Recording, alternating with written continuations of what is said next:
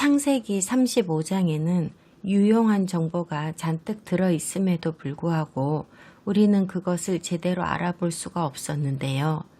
성경이 먼저 그리스어로 번역되고 또다시 영어로 번역되는 과정을 겪으면서 이렇게 되어버렸습니다. 그래서 이번 장을 공부하면서는 수세기 동안 가려졌던 진실들을 파헤치고 그것들의 연결점을 찾기 위해서 약간 우회하는 시간을 좀 가지겠습니다. 창세기 35장 말씀에 저변에 깔려있는 의미를 자세하게 파헤쳐 보는 과정을 통해서 치명적으로 중요한 주제와 원리들이지만 너무 어려워서 그동안 해독하지 못했던 아주 난해하고 수준 높은 말씀들을 이해할 수 있게 되는 정말 좋은 기회를 얻을 수 있으리라고 생각합니다. 성경을 펴세요. CJB 성경이 있으시면 38페이지입니다. 35장을 다 읽겠습니다. 하나님이 야곱에게 이르시되 일어나 베델로 올라가서 거기 거주하며 네가 네 형 에서의 낯을 피하여 도망하던 때에 네게 나타났던 하나님께 거기서 제단을 쌓으라 하신지라. 야곱이 이에 자기 집과 사람과 자기와 함께한 모든 자에게 이르되 너희 중에 있는 이방 신상들을 버리고 자신을 정결하게 하고 너희들의 의복을 바꾸어 입으라. 우리가 일어나 베델로 올라가자. 내 환난 날에 내게 응답하시며 내가 가는 길에서 나와 함께 하신 하나님께 내가 거기서 제단을 쌓으려 하노라 하매 그들이 자기 손에 있는 모든 이방 신상들과 자기 귀에 있는 귀고리들을 야곱에게 주는지라. 야곱이 그것들을 세겜 근처 상수리나무 아래에 묻고 그들이 떠났으나 하나님이 그 사면 고울들로 크게 두려워하게 하셨으므로 야곱의 아들들을 추격하는 자가 없었더라. 야곱과 그와 함께한 모든 사람이 가나안 땅 루스 곧 베델에 이르고 그가 거기서 제단을 쌓고 그곳을 엘 베델이라 불렀으니 이는 그의 형의 낯을 피할 때에 하나님이 거기서 그에게 나타나셨음이더라. 리브가의 유모 드보라가 죽음에 그를 베델 아래에 있는 상수리 나무 밑에 장사하고 그 나무 이름을 알론바굿이라 불렀더라. 야곱이 밧단 아람에서 돌아오매 하나님이 다시 야곱에게 나타나사 그에게 복을 주시고 하나님이 그에게 이르시되 내 이름이 야곱이지만은 내 이름을 다시는 야곱이라 부르지 않겠고 이스라엘이 내 이름이 되리라 하시고 그가 그의 이름을 이스라엘이라 부르시고 하나님이 그에게 이르시되 나는 전능한 하나님이라 생육하며 번성하라. 한 백성과 백성들의 총회가 내게서 나오고 왕들이 내 허리에서 나오리라. 내가 아브라함과 이삭에게 준 땅을 내게 주고 내가 내 후손에게도 그 땅을 주리라 하시고 하나님이 그와 말씀하시던 곳에서 그를 떠나 올라가시는지라. 야곱이 하나님이 자기와 말씀하시던 곳에 기둥 곧 돌기둥을 세우고 그 위에 전제물을 붓고 또 그 위에 기름을 붓고 하나님이 자기와 말씀하시던 곳의 이름을 베델이라 불렀더라. 그들이 베델에서 길을 떠나 에브랏에 이르기까지 얼마간 거리를 둔 곳에서 라헬이 해산하게 되어 심히 고생하여 그가 난산할 즈음에 산파가 그에게 이르되 두려워하지 말라. 지금 네가 또 등남하느니라 하매 그가 죽게 되어 그의 혼이 떠나려 할 때에 아들의 이름을 베노니라 불렀으나 그의 아버지는 그를 베냐민이라 불렀더라.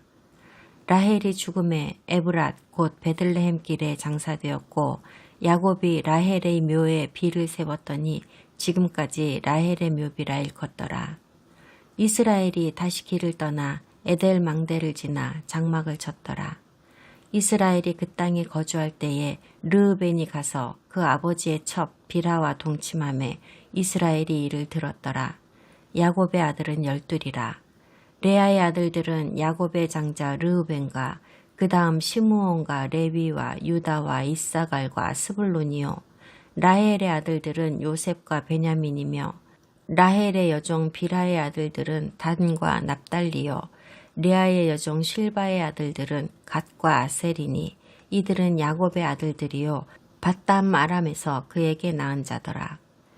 야곱이 기럇 아르바의 마므레로 가서 그의 아버지 이삭에게 이르렀으니 기럇 아르바는 곧 아브라함과 이삭이 거류하던 헤브론이더라. 이삭의 나이가 180세라. 이삭이 나이가 많고 늙어 기운이 다함에 죽어 자기 열조에게로 돌아가니 그의 아들 에서와 야곱이 그를 장사하였더라. 1절에서 하나님께서 야곱, 이스라엘에게 명하십니다.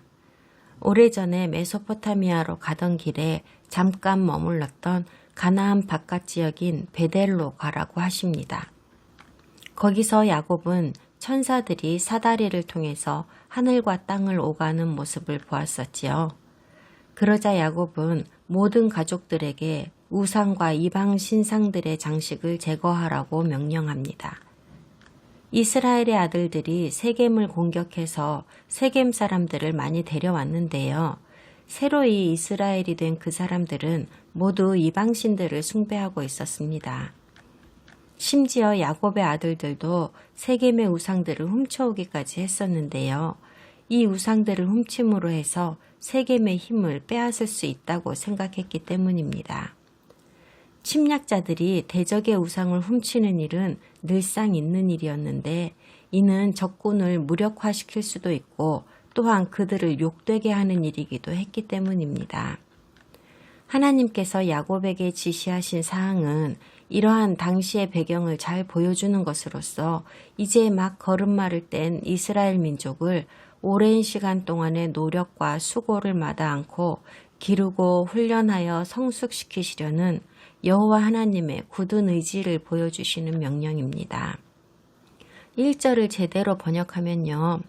하나님이 야곱에게 네가 도망하던 때에 네게 나타났던 그 하나님께 단을 쌓으라고 하신 겁니다. 나에게 단을 쌓으라는 의미가 아닙니다. 참 이상합니다.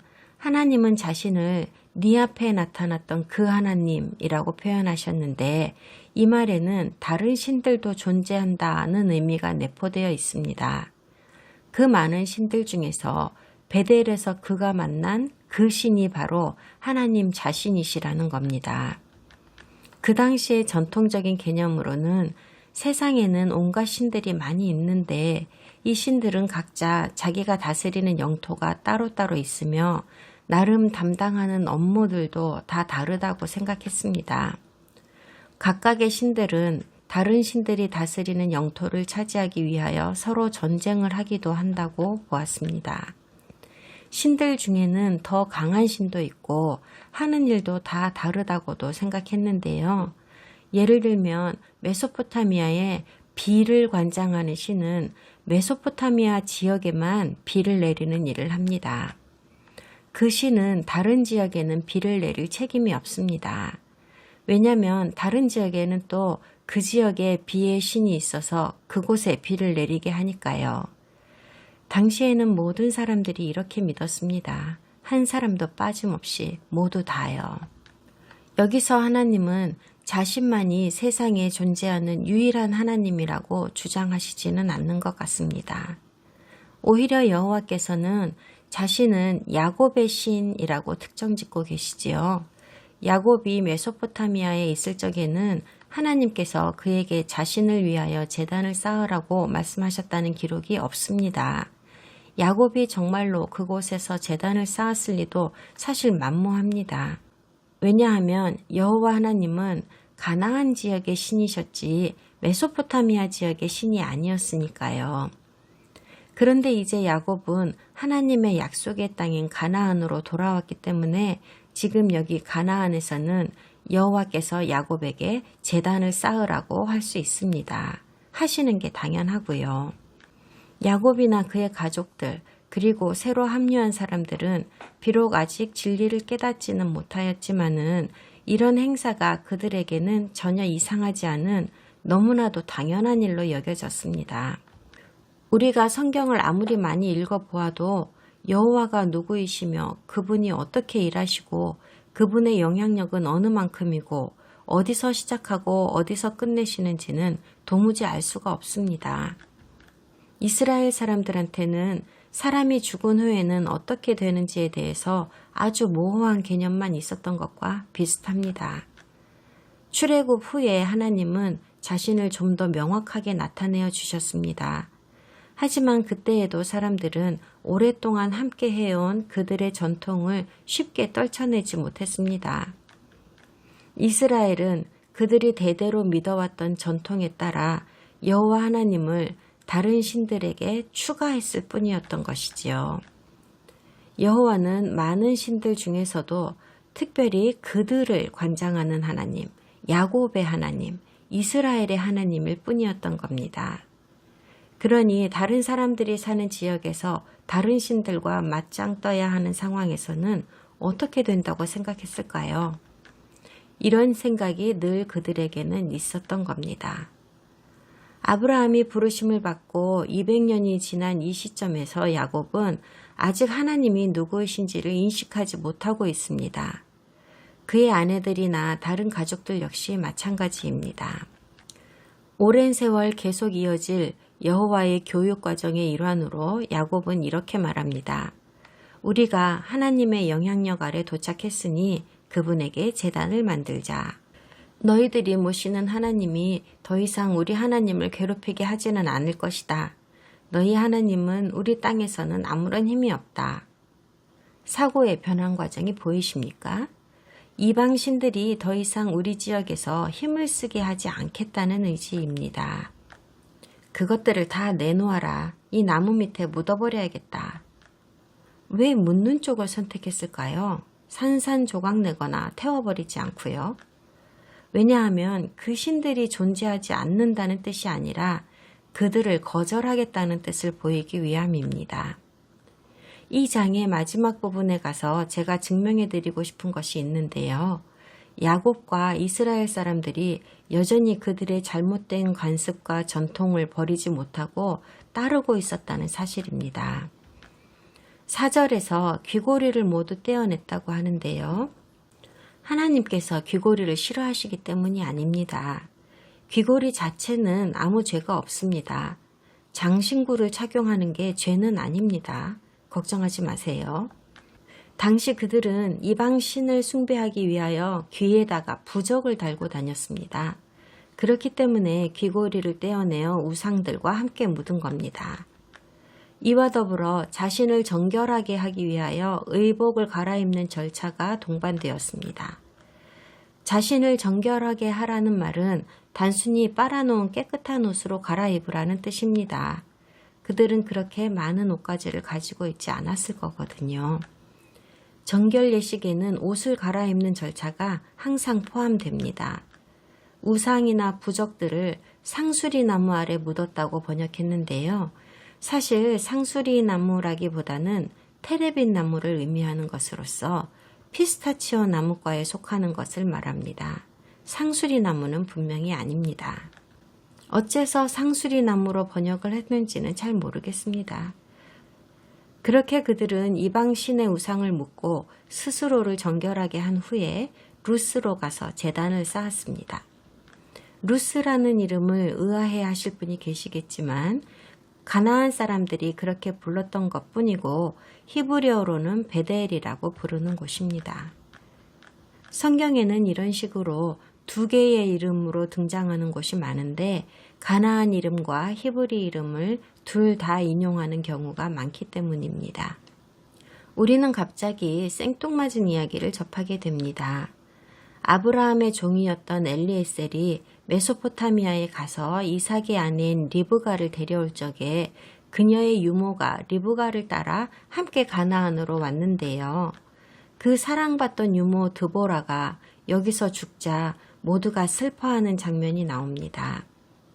성경은 왜 이런 보잘것없는 역할인 드보라의 죽음을 언급하고 있는 걸까요? 훨씬 중요한 위치에 있는 여성 족장인 리브가나 레아의 죽음은 제대로 기록도 하지 않았는데 말입니다. 유대인 학자들의 설명이 비록 광범위하게 받아들여지는 것은 아닙니다만 드보라는 이스라엘과 메소포타미아를 잇는 어떤 연결고리 같은 역할을 했다고 할 수 있습니다. 이미 말씀드린 바 있지만 아브라함, 이삭, 그리고 야곱에 이르기까지 그들의 족장들은 모두 가나안보다 메소포타미아를 자기네 고향으로 여기고 있던 사람들입니다. 하지만 하나님께서 특별히 구별하셔서 아브라함과 그의 후손들에게 주시겠다고 약속하신 땅은 가나안이었고, 그래서 이스라엘과 타국 땅 사이의 연결점을 지우는 것이 하나님께는 중요한 일이었습니다. 그러므로 드보라의 죽음은 이스라엘과 유프라데스 강, 그리고 티그리스 강을 연결하는 가족 관계, 그 외 모든 관계의 죽음에 대한 은유로 쓰인 소재입니다. 하나님께서 다시 한번 야곱에게 나타나셨습니다. 그리고 야곱에게 이미 말씀하신 것을 한 번 더 확실하게 되풀이하여 말씀하십니다. 그의 새로운 성품을 위하여 이제부터는 이스라엘이라고 부르시겠다고 하십니다. 우리랑 마찬가지로 야곱도 지속적으로 진리를 상기시켜 주시는 하나님이 절실히 필요했습니다. 특히 그분의 명령으로 또 우리를 향한 가르침이라는 이유로 어떤 새로운 현실을 맞아야 할 때면 더욱 그렇습니다. 하나님께서 이미 야곱의 이름을 이스라엘로 바꾸셨지만 이를 다시 되풀이하여 말씀하신 것에는 또 다른 이유가 있습니다. 전에 하나님께서 말씀하셔서 그의 이름을 바꾸셨던 일은 요단강 저편에서 일어났던 일입니다. 약속의 땅 밖에서 있었던 일입니다. 지금은 야곱이 약속의 땅 안으로 들어왔으므로 재확인이 필요해진 겁니다. 왜죠? 당시를 살던 모든 세상 사람들이 그랬던 것처럼 야곱 역시도 신들은 아주 많고 각자 자기들이 다스리는 영토가 따로 있다고 믿고 있었기 때문이지요. 야곱이 처음에 이스라엘이라는 이름을 얻었을 때 그는 아직도 메소포타미아 신들의 영역 안에 있었고 그 신들의 영향력 아래 있었습니다. 지금 야곱은 가나안에 있는데 이곳은 여호와 엘샤다이의 영역이므로 여호와께서 전에 말씀하셨던 것에 대해 직접 엘샤다이로부터의 재확인이 필요한 겁니다. 야곱은 정말로 다른 신들도 실제로 존재한다고 믿었을까요? 네, 맞습니다. 야곱은 당연히 그렇게 생각했지만 우리는 그의 생각에 틀렸다는 걸 알고 있죠. 그러나 하나님은 은혜와 자비로 오래 참고 기다리십니다. 하나님은 야곱에게 그분만이 유일하신 진리의 하나님이라는 사실을 단번에 주입시키려고 하지 않으셨습니다. 우리 하나님만이 유일하시며 모든 것의 하나님이시고 그분 외에 다른 신은 없다는 진리를 말입니다. 하나님께서 우리 각자에게 모든 것을 일일이 다 증명하실 거라는 생각은 하지 마십시오. 제가 정말 이해할 수 없는 것은 우리, 곧 교회가 이스라엘을 대체하였다는 믿음을 놓지 못하는 사람들이 수세기 동안이나 계속해서 존재하고 있다는 사실인데요. 사람이 만든 신학과 교리 때문에 성경과는 전혀 반대되는 믿음이 생긴 거잖아요. 그런데 그분은 이런 눈먼 교회조차도 선을 위해 사용하셔서 이방인 세계에 복음을 전파하는 분이십니다. 그리고 1948년 이후 지난 70년에 걸쳐서는 성경을 통하여 이런 잘못된 믿음을 수정하여 주고 계십니다. 그분께서는 절대로 이스라엘을 버리지 않으신다는 사실을 증명하고 계십니다. 사실 오히려 이스라엘이 원래의 그 자리로 돌아와 재건되리라는 말씀을 확인시켜주기 위하여 그런 거짓된 신학조차도 사용하시는 겁니다.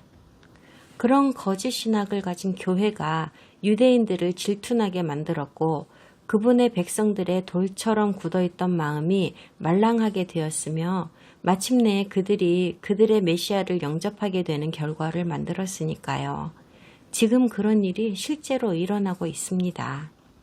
쓸데없이 중복되는 대화처럼 보이지만 자세히 들여다보면 또 다른 빛을 발견할 수 있습니다. 이 강의를 시작할 때 말씀드린 것처럼 우회로로 조금 돌아가야 할 시간입니다.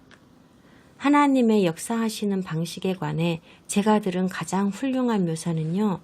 하나님은 성령과 연합하여 그분의 말씀인 성경을 통해 계속해서 진보적이며 누적적으로 우리에게 진리를 밝혀주시고 계신다는 것입니다. 사람들은 수십 년, 수백 년 동안이나 훌륭한 성경적 진리를 제대로 보지 못하고 눈이 멀어 있었지만 어느 날 갑자기 정신이 확 드는 일이 일어났습니다. 너무나 감사한 일이 아닐 수 없습니다.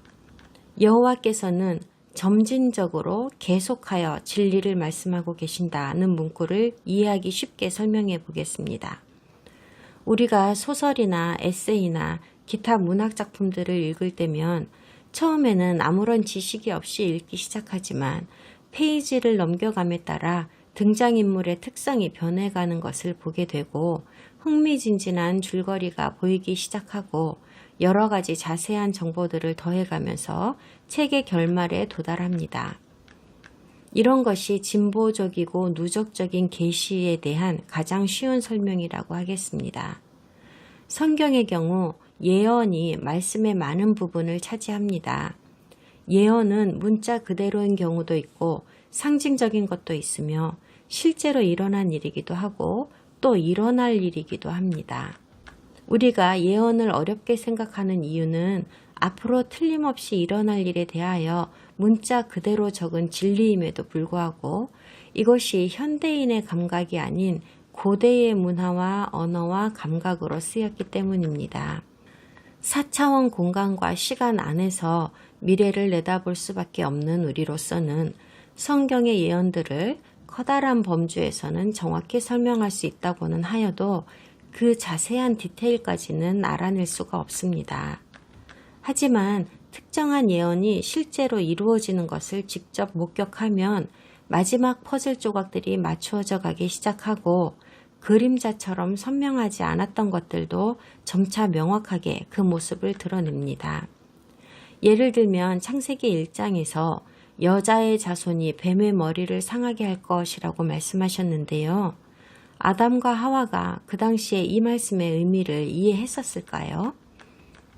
우리 역시 성경을 더 읽어나가지 않았더라면 이 말씀이 무슨 뜻인지 알 수가 없었을 겁니다. 하지만 페이지를 넘겨가면서 점진적으로 배워나갔더니 이 말씀이 어떻게 성취되었는지를 알게 되지 않았습니까? 아담부터 셋까지 상세하게 기록되고 셋에서 노아까지 세부사항이 더해졌습니다. 노아에서 셈까지, 아브라함에서 이삭, 야곱, 그리고 오늘 이스라엘 12지파가 탄생하게 되는 것까지 공부했습니다. 각각의 조각들이 출현했고 새로운 정보들이 계속 더해졌으며 그렇게 해서 그림은 점점 선명하게 맞추어져 가고 있습니다.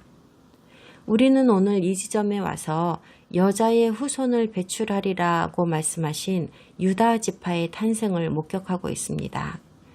그 후손이 사탄을 쳐부수고 하나님과 인류의 관계를 회복하게 된다는 것을 알고 있습니다. 하지만 우리와는 달리 야곱은 이 모든 걸 알지 못했습니다. 유다가 특별한 지파라는 것을 우리가 알고 있는 이유는 우리는 이미 미래에 와서 성경을 되돌아보고 있기 때문입니다. 기록된 예언들이 실제로 성취되어지는 숨막히는 역사적 장면들을 공부해 왔기 때문에 우리는 그것들을 알 수 있게 되었습니다. 우리는 중요한 세부 사항들을 다 알고 있고 그것들이 어떻게 어떤 순서로 일어났는지도 다 압니다.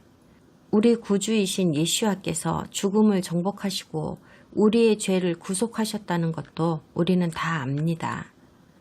여자의 후손이 십자가 위에서 뱀의 머리를 밟고 그를 쳐부수었습니다. 대부분의 성경 예언들이 이미 성취되었습니다. 하지만 아직 성취되지 않은 일들도 있습니다. 각각의 예언들이 어떻게 성취되어 왔는지를 아는 것처럼 오지 않은 예언들도 어떻게 성취될 것인지 이제는 대충 그림을 그릴 수 있게 되었습니다. 예를 들면 우리 세대는 이스라엘이 제대로 된 하나의 나라로서 재탄생하는 것을 직접 목격하였습니다. 예루살렘을 이방인의 손에서 재탈환하는 장면을 보았습니다. 우리는 그동안 일어난 모든 과정들을 다 알고 있고 게다가 이제는 이런 정보도 가지게 되었으니 이제 다음번 예언도 반드시 성취되리라는 통찰력을 얻을 수 있습니다. 이것은 우리의 이전 세대에게는 허락되지 않았던 일입니다. 그러나 마찬가지로 우리 세대에게도 허락되지 않은 자세한 디테일이라는 것이 분명히 있습니다. 이런 식으로 성령, 곧 우리의 진정한 선생님께서는 우리에게 하나님의 신비를 밝히 알려주시고 진리를 가르치시며 그동안 가려져 있던 진리에 대하여 역사의 적절한 순간에 초자연적인 힘으로 인류의 눈을 뜨게 하시고 그 모든 것을 드러내 주실 겁니다. 우리 세대에 와서 교회와 유대인들이 영적으로 어떻게 연결되어 있었는지를 알게 되었고 많은 신자들이 기독교와 유대교의 벽을 허물어뜨리게 되었으며 이방인 기독교가 이스라엘을 사랑하게 되는 이런 신비스러운 일이 일어나는 것을 보면 점진적이고 누적적으로 예언을 드러내신다는 표현이 딱 들어맞습니다. 50년이나 혹은 20년, 15년 전을 주름잡던 신학자들이 가르치던 구약과는 전혀 다른 식으로 설교하는 걸 듣고 너무 놀라지 마십시오. 그들은 이런 자세한 사항들을 알지 못하고 갔지만은 우리는 명확하게 볼 수 있게 되었기 때문에 이런 설교가 가능한 겁니다. 저는 지금 이 순간 우리의 눈앞에서 실제로 일어나고 있는 일들을 말씀드리고 있습니다. 11절에서 하나님이 야곱에게 한 국민이 내게서 나올 것이라고 말씀하십니다. 더 좋은 번역은 한 나라 그리고 많은 나라가 내게서 나올 것이라 입니다. 하나님은 지금 한 나라가 있는데 그 나라가 또 다른 많은 나라들을 생성한다고 말씀하신 게 아닙니다. 한 특별한 나라가 있고 그리고 그 외 다른 나라들이 더 있는데 이것들이 다 야곱에게서 나올 거라는 뜻입니다. 그 차이를 알겠습니까? 마음을 바꾸신 게 아닙니다. 원래는 한 민족만 있다고 말씀하셨다가 나중에 사실은 민족들이 여러 개이다 라고 이랬다 저랬다 하신 게 아니에요. 한 민족이 먼저 있고 그 다음에 여러 민족이 합해지게 된다는 의미입니다. 복잡한 주제입니다. 창세기 28장 3절에는 하나님께서 야곱에게 많은 나라들의 집합체 카할 아밈에 대한 약속을 주셨다는 말씀이 있었습니다. 히브리어 카할 아밈을 조사해 보면 한국식으로 해석하면 나라들의 집합체란 뜻이 되는데 아브라함에게 하나님께서 약속하신 한 민족의 아버지가 되고 나아가 많은 민족의 아버지가 되리라고 하신 것과는 대조되는 말씀입니다. 하나님께서 아브라함에게 하신 그 약속에 등장하는 나라, 민족은 아밈이 아니라 단수형인 고이와 복수형인 고임이 쓰였습니다. 그러므로 한 나라, 민족과 나아가 여러 나라들, 여러 민족들이라고 번역한 건 맞습니다. 하나님께서 아브라함에게는 네가 고이의 아버지가 되리라고 하셨는데 이는 단수형으로 쓰인 불특정한 한 무리의 전체적인 민족을 뜻하는 것이었습니다. 그런데 아브라함으로부터 야곱에게 이 말이 전해질 때에는 네가 카할라밈을 생산하리라고 합니다. 이는 여러 나라 사람들이 모여서 이루는 하나의 믿음의 큰 집합체를 의미합니다. 그런 뜻이에요. 아밈은 여러 나라들로부터 모인 신앙 공동체를 뜻하는 말입니다. 아브라함은 각양각색의 사람들과 나라들을 생산하고 야곱은 특정한 동질성을 가진 동포들, 하나의 목적을 가진 거룩한 사람들을 생산하는 겁니다. 바로 이스라엘 공동체를 뜻합니다. 아브라함이 생산하리라고 하신 나라와 야곱이 생산하리라고 하신 나라는 서로 큰 차이가 있는 것을 알 수 있습니다. 그리고 창세기 28장에서 그 일이 있은 후부터 시간이 꽤 많이 흘렀습니다. 여기 35장 11절에 와서 한 번 더 약속이 진화하게 된 것이지요. 하나님께서 전에 아브라함에게 하신 말씀과 기본적으로 똑같은 말씀을 야곱에게 하십니다. 여기에서는 히브리어 고임, 커다란 민족이라는 단어가 다시 사용되었습니다. 하지만 아브라함에게 말씀하신 것과는 중요한 차이가 있는데 야곱에게는 거룩한 백성들의 총회가 내게서 나온다는 말씀이 추가되었습니다. 어려우니까 정리를 해드릴게요. 야곱의 시대에 와서 하나님께서는 이 세상을 딱 두 부류의 사람들로 나누셨습니다. 히브리인과 그 외의 사람들입니다. 고이임은 그 외의 모든 사람들입니다. 고이는 이방인의 단수형이고 고이임은 이방인들, 즉 복수형입니다. 그러므로 11절을 풀어서 말씀드리면 이렇습니다. 생육하고 번성하라. 한 민족과 거룩한 성회, 즉 히브리인과 히브리인이 아닌 민족들로 구성된 성회가 내게서 나올 것이다. 이 말을 깨닫기 전에는 앞뒤가 안 맞는 얘기로 들릴 수도 있었을 텐데요. 하나님께서 야곱에게 하신 약속이 드디어 마침내 성취되고 있습니다. 말하자면 기술적인 차원에서 보면 야곱은 히브리인들만 생산하는 첫 번째 사람이었습니다. 이스라엘 12지파를 의미합니다. 야곱의 아버지 이삭은 히브리인인 야곱과 비히브리인인 에서를 낳았습니다. 이삭의 아버지 아브라함 역시 히브리인인 이삭과 비히브리인인 이스마엘 그리고 그 형제들을 낳았습니다. 창세기 마지막 부분에 가서는 야곱이 요셉의 아들들인 이집트 아이들을 입양합니다. 그중 에브라임이 요셉의 모든 권력을 계승하게 되는데요. 그 후에 수백 년이 지나서 이집트의 피가 섞인 에브라임 지파는 아시리아에 의해 산산이 흩어지게 됩니다. 그리하여 대부분의 그들의 유전자는 이방인 세상과 섞이게 됩니다. 그리고 에스겔서에서 예언한 것처럼 에브라임은 남아있는 유다 지파인 현대의 유대인과 다시 연합하게 되는 일이 일어나는 겁니다. 제가 창세기 35장 11절의 예언에 왜 이리 많은 시간을 할애하고 있을까요? 이 예언의 말씀이 이루어지기 시작했기 때문입니다. 마지막 때에 두 부류의 히브리인인 에브라임과 유다가 초자연적으로 하나가 될 것이라 하고 에스겔서에서 예언하였습니다. 창세기 35장 11절을 기억해 두시고 이제 제가 읽어드리는 에스겔 37장 12절부터를 좀 들어보세요. 여러분이 집중해서 들어주시기를 바라는 부분을 제가 좀 미리 설명하겠습니다. 먼저 하나님께서 흩어져서 이민족에게 흡수되어 버린 잃어버린 양인 히브리인들을 모으시겠다는 부분이 있는데요. 대부분이 이제는 비히브리인이 되어버린 사람들입니다. 그들이 견고하게 히브리인의 정체성을 유지해온 사람들과 다시 합치게 된다는 겁니다. 하나님께서 어떤 식으로 그렇게 하시게 되는지를 잘 들어보세요. 그리고 마침내 야곱에게서 나오는 이 거룩한 성회가 어떤 식으로 열매를 맺게 되는지도 잘 보아주세요. 정말 놀랍습니다. 에스겔 37장 12절부터 읽겠습니다. 그러므로 너는 대언하여 그들에게 이르기를 주 여호와께서 이같이 말씀하시기를 내 백성들아 내가 너희 무덤을 열고 너희로 거기에서 나오게 하고 이스라엘 땅으로 들어가게 하리라. 내 백성들아 내가 너희 무덤을 열고 너희로 거기에서 나오게 한즉 너희는 내가 여호와인 줄을 알리라.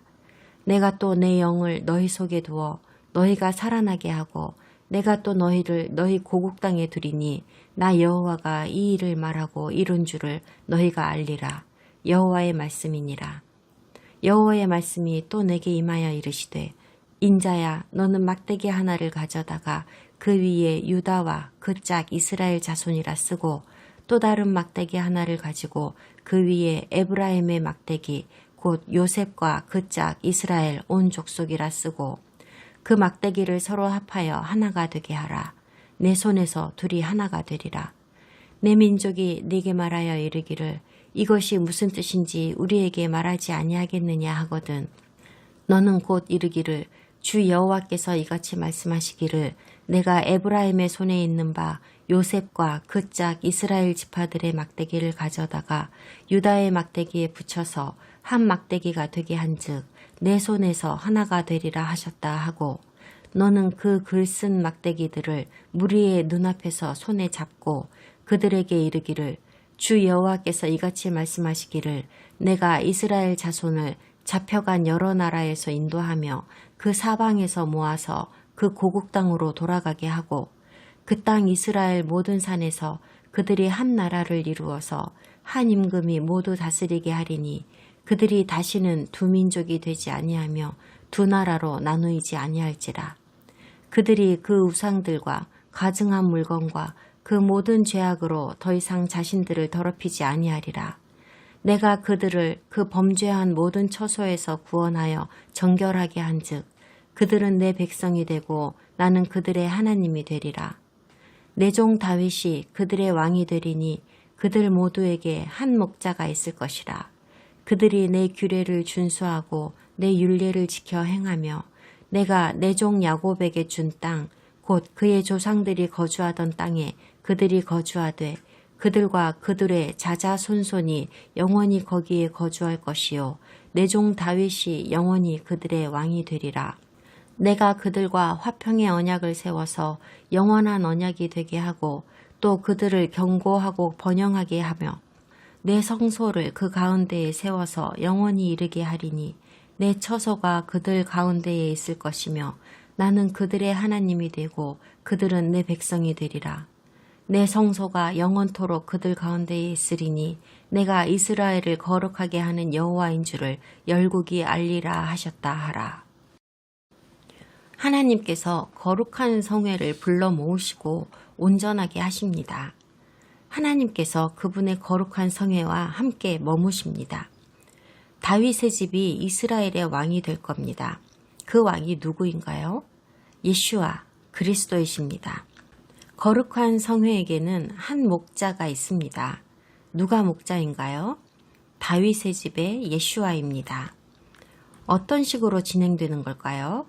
아직 완전하게는 알 수 없습니다. 하지만 분명하게 말씀드릴 수 있는 것은 에브라임을 유다와 다시 하나 되게 하시는 작업이 지금 진행되고 있다는 겁니다. 얼마 전까지만 해도 이스라엘이 자신의 잃어버린 양인 에브라임을 찾을 수 있으리라고는 전혀 생각하지 못했습니다. 하지만 10지파 모두가 완전히 사라져버린 건 아니었던 거예요. 그중 많은 사람들이 히브리인으로서의 그들의 정체성을 지난 2500년간이나 간직해오고 있었던 겁니다. 이 사람들이 지금 이스라엘로 이민 오는 것이 허용되고 있습니다. 유대인으로서가 아니라 이스라엘 사람으로서 말이죠. 에브라임으로서 말입니다. 이런 일이 일어나리라고 힌트로 주신 것이 바로 우리가 방금 읽은 창세기 35장 11절의 말씀입니다. 저랑 제 아내 베키가 몇 년 전에 이스라엘로 여행을 갔을 때의 일을 말씀드리겠습니다. 우리가 입국 절차를 밟으려고 게이트 2에 서 있을 때의 일입니다. 그때 다른 쪽 입구에서 세계 각지로부터 돌아오는 에브라임 지파들이 유대인 랍비들의 호의를 받으며 노래하고 춤추며 이스라엘로 입국하고 있는 장면이 보였습니다. 우리 눈앞에서 예언이 성취되고 있는 것을 직접 목격하게 된 것입니다. 이런 일은 앞으로 계속 일어날 겁니다. 지금도 이 시각에도 수천 명이 계속해서 돌아오고 있습니다. 하나님께서 아브라함과 이삭에게 하신 약속이 단순하게 되풀이되고 있는 것이 아닙니다. 시간이 흐름에 따라 그리고 우리 시대에도 여전히 점진적으로 진보하며 계속하여 성취되고 있는 겁니다. 어떤 분들한테는 참 생소한 이야기일 수도 있습니다. 그 이유는 많은 사람들이 1990년 이전의 성경학자들에 의해 쓰여진 신학서에 의지하고 있기 때문이고 그들은 에브라임의 귀환에 대해 전혀 알지를 못했거든요. 그래서 현대의 주된 세력을 거머쥐고 있는 많은 대형 교파들이 이런 설교를 하지 못하는 겁니다. 하지만 마지막 때를 향한 이사야와 에스겔의 예언의 중심에는 분명히 에브라임이 있습니다. 기독교와 유대인 학자들이 어떻게 이렇게 중요한 것을 간과할 수 있었을까요? 에브라임의 역할이 오늘날 이렇게 중요한 위치를 차지하고 있는데 말입니다. 그것은요, 아직 때가 이르지 않은 이유 때문이기도 한데요. 성경 말씀에 적혀 있는 여러 가지 예언들이 더 성취되어야 비로소 에브라임을 그렇게나 중요하게 언급하신 이유가 무엇인지를 알 수 있게 될 겁니다.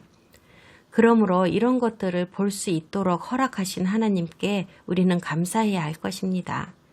그리고 교회들이 아직 아무것도 깨닫지 못하고 있는 것에 대하여 인내심을 가져야 하기도 합니다. 얼마 전까지만 해도 우리도 그들과 같은 입장이었으니까 말입니다. 이제 야곱이 장소를 옮기려고 하고 있습니다. 우리도 그를 따라 옮겨가 봅시다. 그들은 베델을 떠나 에브랏이라는 곳으로 갔습니다. 에브랏은 한참 후에 베들레헴이라고 불리우게 되는 곳으로 메시아께서 태어나신 지역입니다. 야곱이 너무나도 사랑했던 아내 라헬이 이스라엘의 마지막 지파인 막내를 낳다가 죽게 됩니다. 라헬은 자기가 아이를 낳다가 죽을 것을 알았는지 아이 이름을 벤오니, 슬픔의 아들이라고 지었습니다. 나중에 라헬이 죽고 난 후에 야곱은 아이 이름을 벤야민으로 짓는데 나이 들어 낳은 아이 혹은 행복의 아들이라는 뜻입니다. 우리는 그를 베냐민으로 부릅니다. 라헬을 묻고 이스라엘은 다시 가까운 곳으로 거처를 옮겨갔는데 믹달 에델이라는 지역으로 막루라는 뜻입니다. 이 막루는 1800년 후에 목자들이 들판에서 양을 지켜보다가 세상의 구세주의 탄생을 기뻐하는 천사들의 소리를 듣게 되는 바로 그 장소입니다. 라헬의 묘는 나중에 매우 유명한 명소가 되는데요. 사무엘서에서도 그녀의 무덤에 세워진 비석을 유명한 랜드마크라고 언급하기도 하였습니다. 이 명소는 오늘날에도 존재하고 있으며 베들레헴에서 1마일쯤 북쪽에 위치하고 있습니다. 여기에서 야곱의 장남인 르우벤이 야곱의 첩인 비라와 통간했고 야곱이 그것을 알았다는 간단한 구절이 나옵니다. 비라는 라헬의 여종이었습니다. 지금 당장은 이 죄에 대해서 아무런 말씀도 하지 않습니다. 하지만 조만간 이 죄값이 미래의 이스라엘에게 어떤 영향을 미치는지 알게 됩니다. 여기서 잠깐 한 번만 더 우회하겠습니다. 르우벤과 비라의 상황을 좀 살펴볼게요. 왜냐하면 당시의 문화를 잘 대변하고 있는 사건이기도 하고 미래의 이스라엘에게 큰 영향을 미치는 사건이기도 하기 때문입니다. 라헬이 죽자마자 르우벤이 비라를 취한 것은 전혀 우연이 아닙니다. 이 두 사건은 밀접하게 연결되어 있어요. 비라는 라헬의 여종이었습니다. 또한 비라는 야곱의 첩이자 아내이기도 합니다. 비라는 단과 납달리를 낳았습니다. 르우벤은 치밀한 계산 하에 비라를 취했던 겁니다. 그리고 그가 의도한 그대로 야곱은 당시에 당연히 그가 수순으로 하게 되리라고 모두가 예상하고 있었던 일을 할 수가 없게 되었습니다. 예상되어지는 일이란 것은 관행에 의하여 정실 아내가 죽으면 첩을 그 위치에 올려놓는 일이었습니다. 르우벤은 레아의 아들입니다. 르우벤이 자기 엄마를 위해 합한 채를 가져다 준 사건을 기억하지요.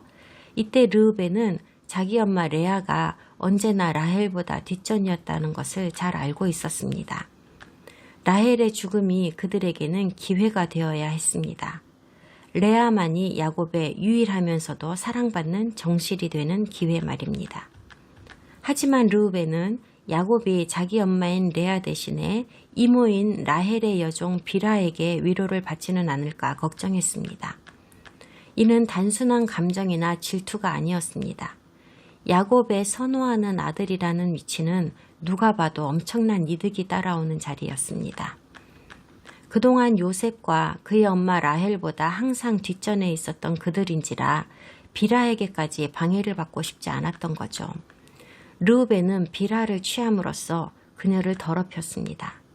이제 야곱은 비라와 정식으로 결혼할 수 없게 되었습니다. 르우벤과 성관계를 맺었기 때문에 그녀는 이제 자격이 없어진 거죠.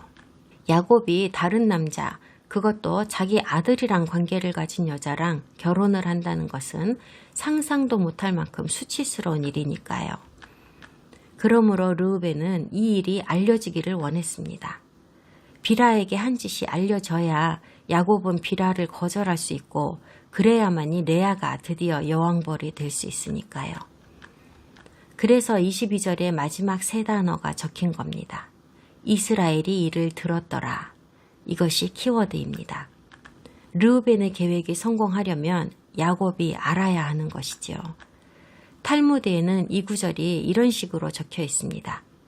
르우벤이 말하기를 만약 이모가 엄마의 라이벌이라면 이모의 여종도 엄마의 라이벌이 되지 않을까. 무슨 생각으로 그런 짓을 했는지 이해되시지요? 부연 설명을 하겠습니다. 그 당시에는요, 한 지도자가 정복당하면 혹은 아들이 아버지를 이어 통치권을 얻으면 보통은 아버지가 죽은 후에 얻게 되죠. 이전 지도자의 첩을 취하는 것이 관례였습니다. 이전 지도자의 첩을 취함으로 새로운 지도자는 자신의 위치와 권력을 재확인하고 비준하게 됩니다. 르우벤과 비라의 사건은 르우벤이 아버지 야곱이 가진 이스라엘의 통치자로서의 권력에 정면으로 도전했다는 것을 상징합니다. 비라와 성관계를 맺은 르우벤의 행동은 잠시의 기쁨이나 즐거움 같은 것과는 아무런 상관이 없는 정치적으로 비열한 수를 쓴 쿠데타였습니다. 르우벤은 이스라엘의 지도자가 되고 싶었습니다. 그는 장남이었기 때문에 당연한 거였습니다. 이 일로 인해 나중에 야곱은 르우벤을 장남의 위치에서 내려버리고 대신에 유다에게 그 자리를 내어주게 됩니다. 야곱이 인생의 마지막 길에서 아들들을 모아놓고 그들을 축복할 때 하는 말을 들어보겠습니다. 창세기 49장에 있습니다. 야곱이 그 아들들을 불러 이르되 너희는 모이라. 너희가 후일에 당할 일을 내가 너희에게 이르리라. 너희는 모여 들으라. 야곱의 아들들아 너희 아버지 이스라엘에게 들을지어다. 르우벤아 너는 내 장자요 내 능력이요 내 기력의 시작이라. 위풍이 월등하고 권능이 탁월하다마는 물의 끓음 같았은즉 너는 탁월하지 못하리니 네가 아버지의 침상에 올라 더럽혔음이로다. 그가 내 침상에 올랐었도다. 아버지의 권력을 당장이라도 찬탈하고자 했던 르우벤의 성급한 계획은 성공하지도 못했을 뿐 아니라 오히려 그는 야곱의 임종시에 장남의 권리마저 아예 잃게 됩니다. 야곱의 아들들의 이름이 간략히 소개된 후에 야곱, 즉 이스라엘이 아버지 이삭의 집이 있는 마므레에 도착했다는 정보가 주어지는데요. 이삭은 아마도 모든 손자들을 만나보기 위해 이제껏 살아남아 있었던가 봅니다. 이삭은 180살이나 되어서야 마침내 죽습니다. 에서가 와서 야곱과 함께 이삭을 헤브론에다 묻었습니다. 여기 29절에서 우리는 이 말씀을 또 만납니다. 이삭이 죽어 자기 열조에게로 돌아갔다라고 합니다. 이 구절은 당시의 사람들이 죽음 이후에 일어나는 일에 대해 모호한 사상을 가지고 있었음을 보여줌과 동시에 조상 숭배가 여전히 행해지고 있었음을 암시합니다. 그들은 진짜로 이삭이 이제 저쪽 세상에 가서 조상들과 함께 살게 되리라고 생각했을까요? 어쩌면 그랬을지도 모릅니다. 하지만 현재로선 이 표현이 긴 인생을 지난 후에 평화로운 죽음을 맞이했다라는 뜻이라고 봐야 할 것입니다. 이삭이 살해당했다거나 요절했다거나 법을 어겨서 처형당했다거나 그랬다는 말이 없기 때문입니다. 다음 주에 이어서 창세기 36장을 보시겠습니다.